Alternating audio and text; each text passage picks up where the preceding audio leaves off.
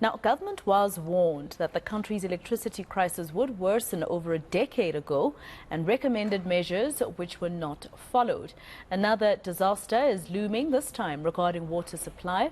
Over the past 3 decades, only 2 new dams that can store 200 million cubic meters of water have been built. Water expert Anthony Turton joins me now for more. Mr. Turton, thank you so much for your time. Now, first of all, we've been told numerous times as South Africans that we are a water scarce country, but building 2 dams in the last 30 years has to also be a contributing factor, right?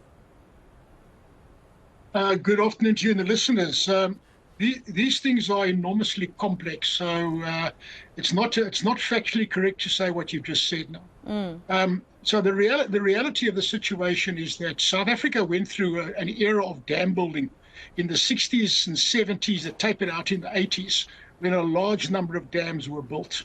And then the reason why it tapered out was twofold. The first reason was there were no more good quality dam sites left.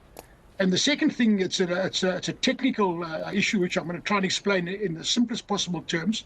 Yeah. It's a thing called the yield, the sustainable yield of a system.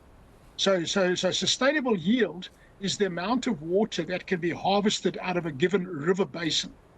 Now let me just give you some numbers just to help you to understand that.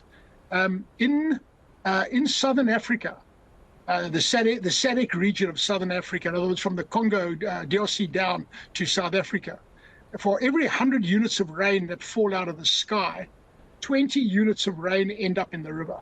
So the conversion of rainfall, what is known as mean annual precipitation, or abbreviated to MAP, M-A-P, so the MAP to MAR, mean annual runoff, which is the water in the river, the conversion ratio in SADC is 20. So